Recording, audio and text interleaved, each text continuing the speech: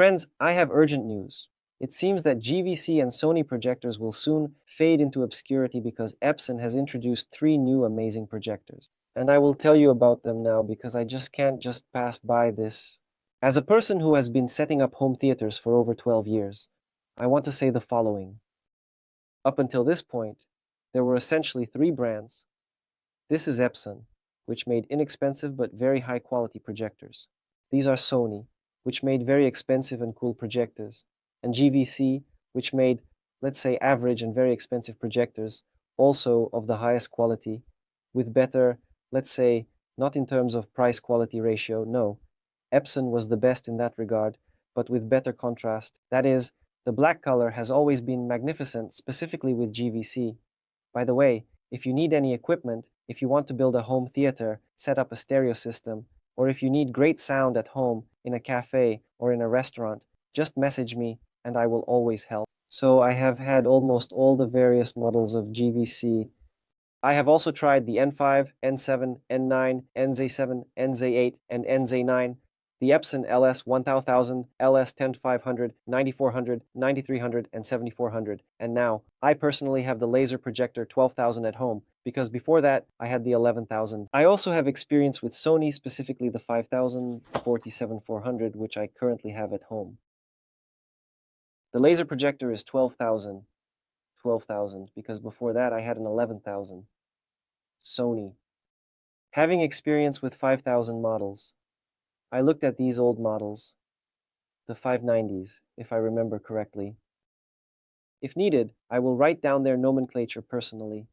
In general, I have installed, configured, and calibrated all of them, using materialized screens, of course, on a frame. I have a lot of experience.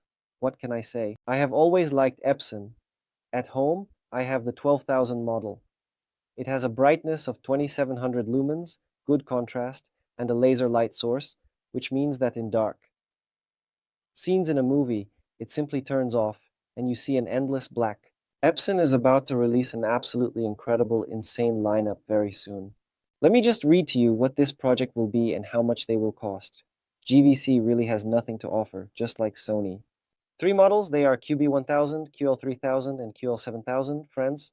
All of them support 4K, feature the proprietary 3LCD technology, HDR10, and a hybrid low gamma. All are supported. HDR10 Plus is also available. Everything has HDMI 2.1, my friends, which means they support 48 gigabits per second. Minimal lag, because the coolest projectors for gaming are Epson, as they have the least delay. They promise a minimum lag of about 20 milliseconds. This means you will be able to play Counter-Strike without any problems.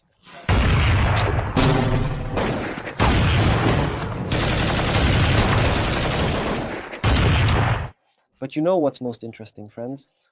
These models will have simply amazing brightness, specifically the QL3000 with a brightness of 6000 lumens.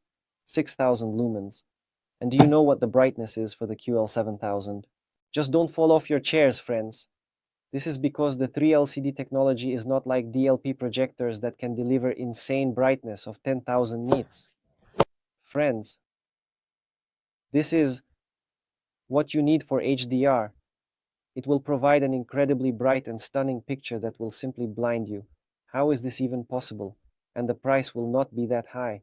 You understand that with such brightness of 10,000, you can easily illuminate a 300-inch screen. It's just madness.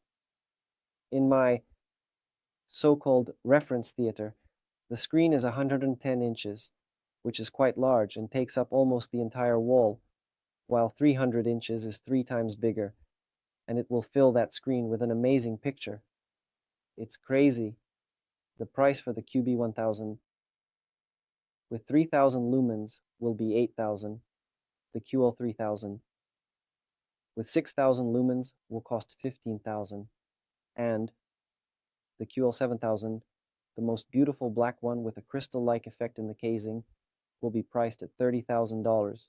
If we compare it to the NGVC project from Sony, the amounts are roughly the same, but they are absolutely not competitors. This is a market reshuffle.